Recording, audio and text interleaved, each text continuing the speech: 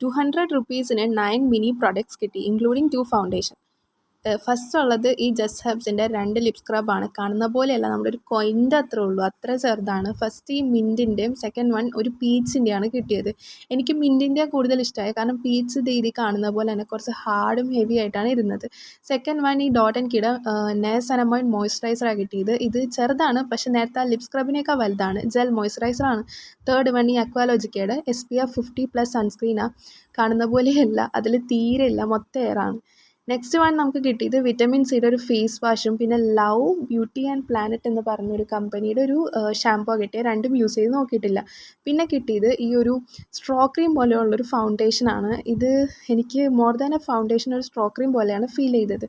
Next one ഒരു dusky സ്കിന്നിനൊക്കെ പറ്റിയ ഒരു എയർ ബ്രഷ് ഫിനിഷ് കിട്ടുന്ന ഒരു ഫൗണ്ടേഷൻ എന്ന് പറഞ്ഞുള്ളൊരു ഫൗണ്ടേഷനാണ്. അതും എനിക്ക് ഇഷ്ടമായി.